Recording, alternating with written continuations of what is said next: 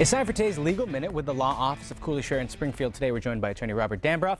We're talking about employment at will. Does an employer have the opportunity and the cause to fire anyone for any reason when they're at will employees? Yes, in most situations. A lot of people feel that an employer has to have good cause to fire them. Not in Massachusetts, as well as most other states. Most employees are what's called employees at will. And that means that an employer can fire them without even having to give them a reason or any good cause. Or they don't have to give them any advance notice either. But there are some exceptions to that. Let's get into some of those exceptions, because it seems like there's a lot of them, and it's very important for people out there to know so they're not getting taken advantage of.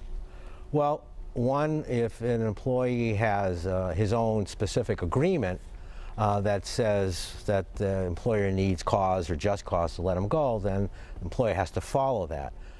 Even if the agreement doesn't specify anything about cause for termination, if it's for a definite period of time, then the Massachusetts law implies that just cause has to exist for an employer to fire an employee. Now, are there any other exceptions?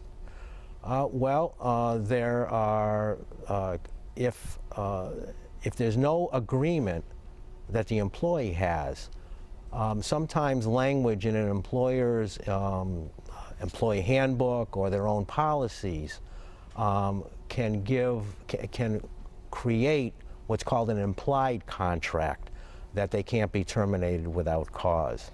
And there's other agreements, such as union collective bargaining agreements, that specifically provide usually that once a probationary period is completed, the employee can't be fired without just cause. And I can only imagine there's so much nuance and subtlety, and that's times when people consult an attorney.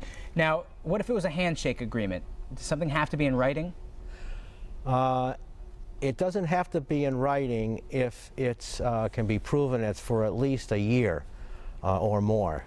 The Massachusetts law provides that if there's an employment agreement for a term that's less than 1 year, or if it can be performed in less than 1 year, such as even a lifetime employment contract, because if someone could die before the year is up, that has to be in writing.